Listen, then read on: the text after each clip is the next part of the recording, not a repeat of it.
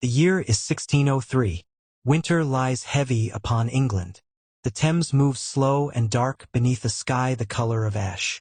Fog clings to the earth like a shroud, creeping over the meadows, swallowing the roads, wrapping itself around the towers of Richmond Palace until the whole fortress seems to float between worlds, half in life, half already claimed by death. Inside, the great halls stand cold.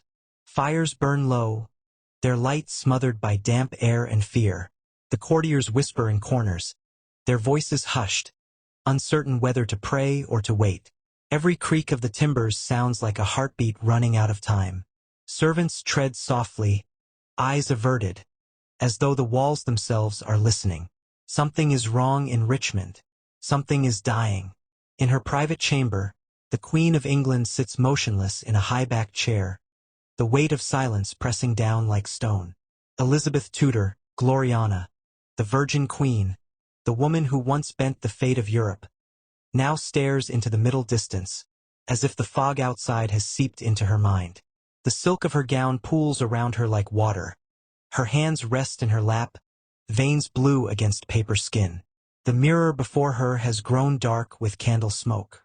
What looks back is not the radiant monarch who once dazzled ambassadors with wit and fire. The paint on her face lies thick and lifeless, the white of lead instead of youth, the red of mercury instead of blood. Beneath it, the skin cracks like old parchment.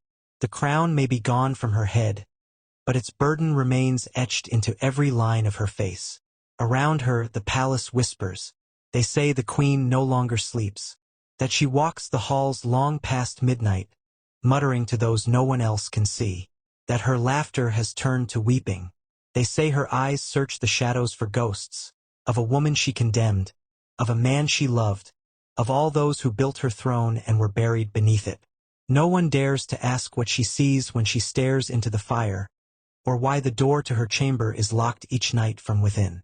Even her most loyal ladies, those who once followed her to war and pageant alike, stand waiting outside her door, uncertain whether they serve a queen or haunt her. The air inside Richmond grows colder by the hour. The tapestries tremble with every draught. The candles sputter as though the palace itself can no longer bear to watch. A reign that began in triumph is ending in whispers, and the woman who ruled without mercy now meets a silence she cannot command. Somewhere beyond the walls, a bell tolls through the fog, slow, measured, distant. It is not a signal, not yet, but a warning. The sound carries through the night like breath on glass. The courtiers lift their heads, listening, knowing what it means but not daring to speak it. In the heart of that silence sits Elizabeth, alone with her ghosts. The empire she forged waits just beyond her chamber door, but she will not open it. The wind rattles the windows. The fire gutters low. A single candle flickers beside her chair, throwing long shadows across the floorboards like the arms of something reaching for her.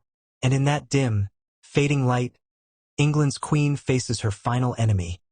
Not Spain, not France, not the traitors she crushed, but time itself.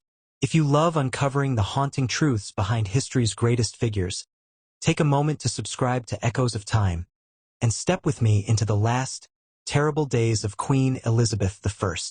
The silence of Richmond was broken not by thunder, nor by war, but by a whisper. It came on a February morning from a woman who had served the Queen for nearly half a century, Catherine Howard, Countess of Nottingham. She lay dying in her chamber, her breath shallow, her skin already turning the color of wax.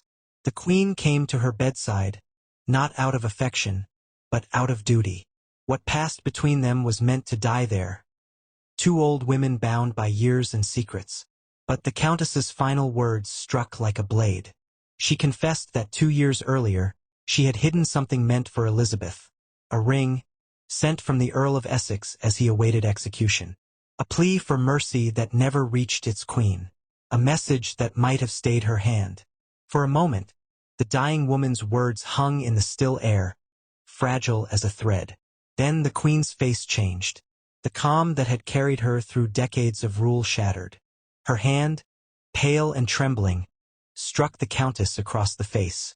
"God may forgive you," she hissed, "but I never shall." Those who stood nearby swore the queen's voice echoed down the corridor like a cry torn from her soul. When she left that room, something in her was broken. Not the monarch, but the woman beneath the crown. From that hour, Elizabeth's decline began. She stopped eating. She refused counsel. The court that once danced to her laughter now stood still, waiting for a word that would not come. Those who served her saw the change first. The light in her eyes dimmed. Her words grew strange, haunted fragments of old memories, old guilt. At times she spoke to no one, at times to those long dead. And in the echo of her rage, the palace grew colder. Curtains were drawn tight, as though to keep the past from creeping in. But it was too late. The Queen of England, who had outwitted kings and commanded empires, was now pursued by ghosts she could not silence. Outside her chamber, the bells of Richmond tolled again. Slow, measured, heavy. And with each toll, the world that had once obeyed her began to slip away. If you're drawn to stories where history turns from triumph to tragedy, remember to subscribe to Echoes of Time, and stay with us as we descend further into the dying heart of England's greatest queen. Days passed, though within the palace it felt as though time itself had stopped. The courtiers moved in whispers, the air thick with a dread no one dared name. Behind the closed doors of her chamber, Elizabeth sat surrounded by shadows and memories. She dismissed her musicians. She forbade her counselors to speak of state. The world beyond her walls no longer mattered. At first, her ladies thought her silence a passing grief. But grief soon hardened into something darker. She began to sit for hours unmoving, eyes fixed on a single spot in the floor. When they spoke to her, she did not answer. When they wept, she turned away. The queen who once commanded armies now seemed afraid of her own reflection. At night she would pace the chamber until dawn, the hem of her gown dragging through the rushes, her feet bare upon the cold stones. Servants passing in the corridors heard her voice behind the door, not speaking, but whispering, as though answering someone unseen. They said she called out names from another lifetime. Mary Catherine Essex. Some swore they heard her murmur apologies into the empty dark. Sleep abandoned her. She no longer ate. The mirrors in her room were covered with cloth.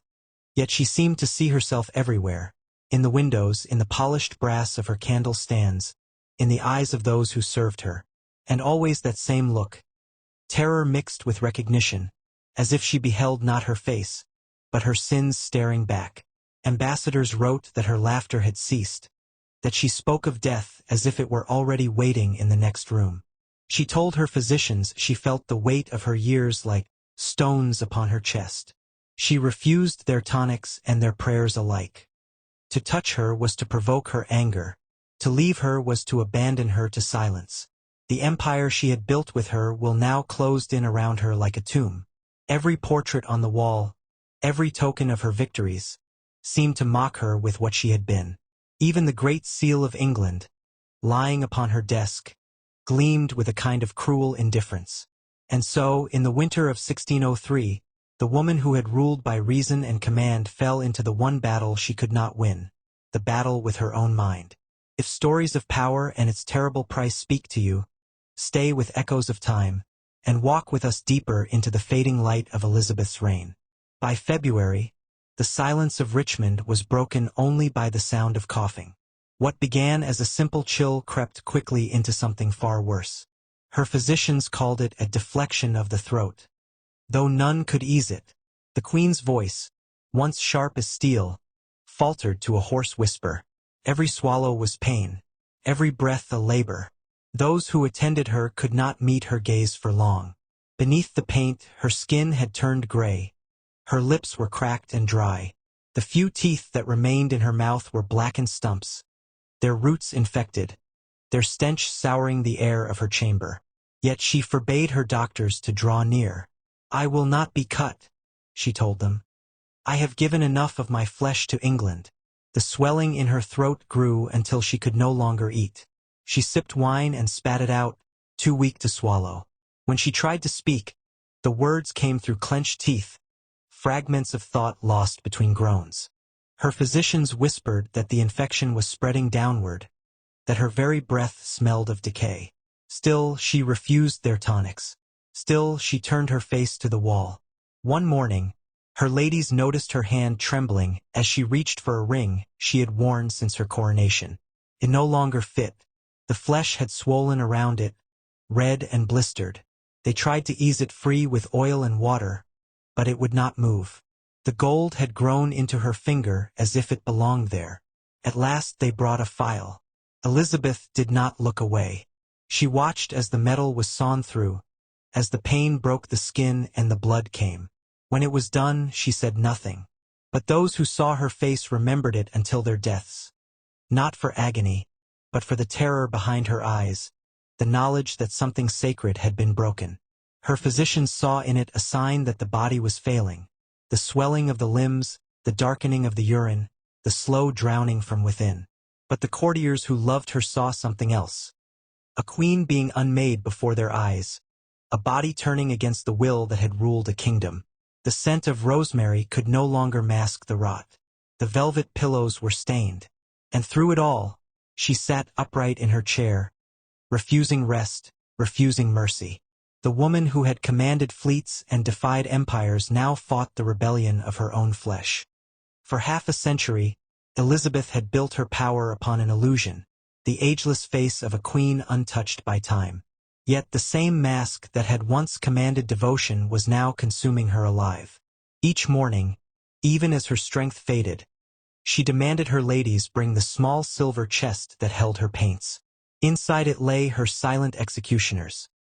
Venetian ceruse, vermilion, and belladonna. The white paste went on first, thick and cold against her skin. It was made from powdered lead mixed with vinegar, a poison disguised as beauty. Over it she brushed crimson from mercury, the color of blood and danger. And for her eyes, drops of belladonna, deadly nightshade, that made her pupils bloom wide and black. Each layer stole a little more of her breath, her memory, her life. The physicians whispered of trembling hands, of the faint silver shimmer on her fingertips where the lead had seeped through her flesh. Her hair had thinned to wisps, her eyebrows had vanished. Beneath the paint, her skin blistered and peeled, but she would not appear bare before her court. A queen, she once said, must never show her bones. As her body weakened, the ritual became both shield and sentence. The poison hid what it destroyed. The lead that smoothed her skin clouded her mind. The mercury that reddened her lips slowed her pulse. Yet she asked for more. Another layer, another illusion. Another day in which the court might not see what she saw in the mirror. A face collapsing under the weight of its own perfection. By now her ladies understood the truth. The same power that had made her a legend was killing her by degrees. But to stop was to strip away her crown, and that, even at the edge of death, she could not bear. So they obeyed in silence, painting life onto a dying face, until the line between mask and skin was gone. If stories of how beauty turns to ruin fascinate you, stay with echoes of time. We're not done yet. The queen who would not yield is about to face a terror more intimate than any war she ever waged. As the weeks passed, sleep abandoned her completely. The women who watched her began to whisper that the queen feared her own bed, that she believed lying down would summon death itself, and so she would not yield to it. On a March evening, when the wind rattled the shutters and the fog pressed thick against the glass, Elizabeth rose from her chair and began to pace. Her steps were slow, deliberate, the movements of a ghost already halfway between worlds. The courtiers begged her to rest.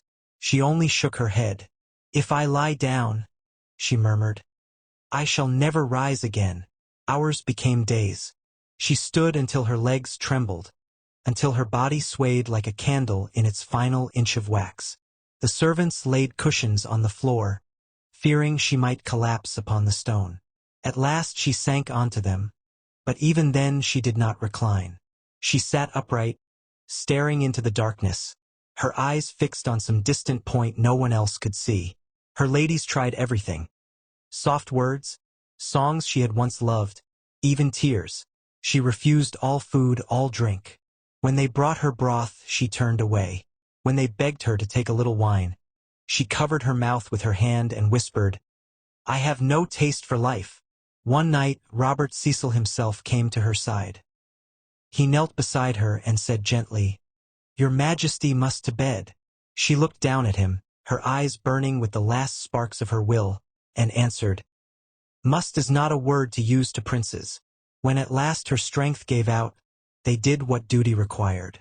The Earl of Nottingham lifted her beneath the arms while two ladies steadied her legs, and together they carried the Queen of England to her bed.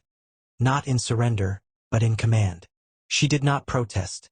She simply closed her eyes, as though she had reached the end of a long performance. From that night onward, she never rose again. If you're drawn to moments when pride meets its quiet undoing, remain with echoes of time, and witness how even a throne cannot keep its keeper from the dark that waits for all. The Queen lay upon her cushions, the air around her heavy with the scent of tallow and dying roses. Candles burned day and night, hundreds of them, until the chamber shimmered with heat and smoke. She would not let them be extinguished. Darkness, she said, must not enter. Her ladies stood watch in shifts, their shadows wavering against the walls. They dared not speak above a whisper. When they tried to comfort her, she reached out a thin hand and gripped their fingers with startling strength, holding on as if to anchor herself to the living. Then, without a word, she would release them and stare again into the air before her. Sometimes she lifted her hand as though beckoning someone unseen. Once she laughed softly, as if at an old jest. Then her face hardened, and she turned her head aside, whispering, "No, I will not hear you." The women looked at one another, frightened to move. They said she was arguing with a shadow, or perhaps with her past. By the third night, the palace had fallen into near silence. Only the faint scraping of the candlewicks broke the stillness. One attendant claimed she saw the Queen's eyes follow something moving in the far corner of the room, something that wasn't there. Another swore she heard Elizabeth murmur Mary's name, her voice quavering like wind through reeds. Fear crept through the ranks of those who loved her. They spoke of ghosts, of the restless souls of the executed come to claim their due. But the physicians, helpless before the mystery of her decline, called it fever, delirium, exhaustion. None could ease her, and so the Queen sat among her lights, neither sleeping nor waking, surrounded by the loyal and the terrified, her body failing while her will clung fiercely to the world it had ruled. Outside her window the fog thickened until the garden vanished, and even the nightingales ceased to sing. If stories where power fades into silence draw you closer, keep with echoes of time. The final act of Elizabeth's life is about to unfold, and with it, the last breath of an age. By the 23rd of March, Richmond Palace had become a mausoleum in waiting. The corridors smelled of candle wax and fear. Courtiers moved as though sound itself might disturb the fragile line between the Queen's breathing and its end. Behind the closed doors of her chamber, the air was thick and still. Elizabeth lay upon her bed, the covers drawn to her chin, her crown nowhere in sight. The jewels she had once worn to dazzle the world now lay locked away, their owner too frail to bear their weight. Her face, pale beneath the paint, seemed carved from ivory. Her lips moved, but no sound came. The courtiers gathered around her whispered that she was half in this world, half beyond it. Robert Cecil, her Secretary of State, leaned close and murmured of matters of succession. England could not stand without a sovereign. One by one, he named the claimants, watching for the faintest sign of recognition. When he spoke the name of James of Scotland, her eyelids fluttered. Slowly, she raised one thin hand to her head and touched it, once lightly, as though adjusting a crown that was no longer there. Some swore she meant it as her choice. Others said her mind had already gone where kings and parliaments hold no sway. Outside, the bells of the chapel began to toll. Inside, the Archbishop of Canterbury knelt at her side, his voice breaking as he prayed for her soul. For a moment her lips moved with his.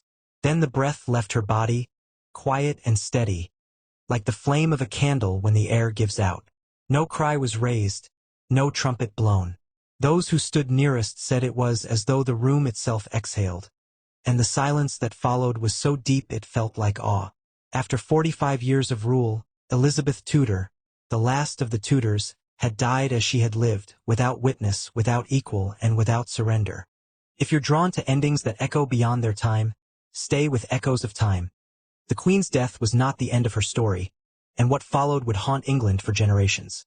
The morning after her death, the doors of Richmond Palace were opened not to celebration, but to the machinery of mourning. The great clock in the hall was stopped at 3, the hour her breath had stilled. Servants draped black cloth over the portraits, and every mirror was veiled, as if the palace itself refused to look upon what remained of its mistress. They laid the Queen's body upon a long oak board and began the work she had forbidden. She had begged not to be cut, not to be touched by the embalmer's knives. But the council, fearing decay, overruled her wish. The surgeons removed her organs, filled the hollow with spices and linen, and sealed her in a lead-lined coffin. The air grew thick with the scent of myrrh and death. For more than a month her body lay in state, while the court crafted a vision of beauty to hide the ruin within. Tailors stitched a gown of crimson velvet trimmed with ermine. Goldsmiths fashioned a crown to rest upon the coffin. An effigy was made, her likeness sculpted in wax, painted with the same white lead she had worn in life, lips red, eyes open, serene.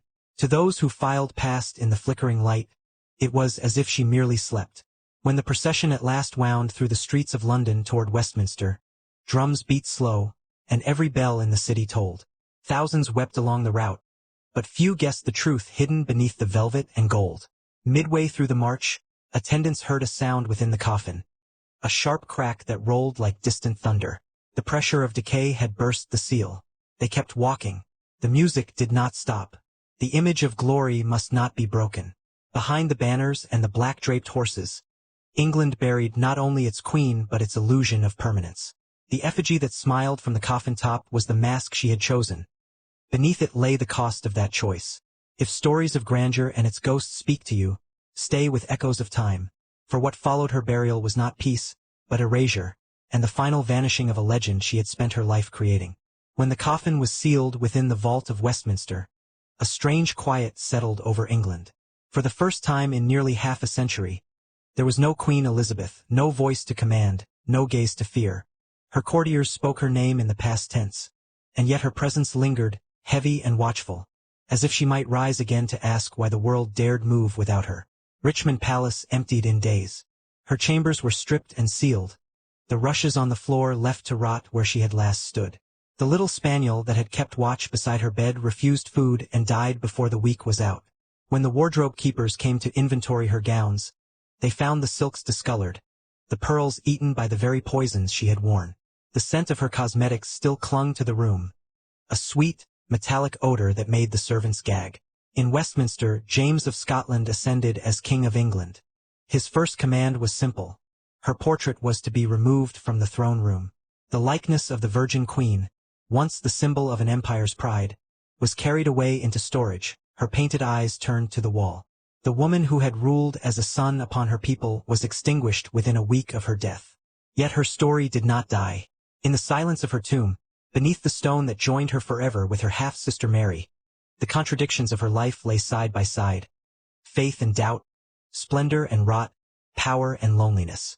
Time could not decide whether she was saint or tyrant, savior or monster. It remembered her only as inevitable.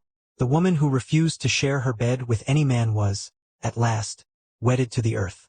Her crown became dust, her empire a memory, and her name a whisper moving through history's corridors like the echo of a closing door. History isn't only about what happened, but about what it cost. If this story has stayed with you, remember to like, comment, and subscribe to Echoes of Time, where the past still breathes, and where every echo reminds us that even glory leaves a shadow.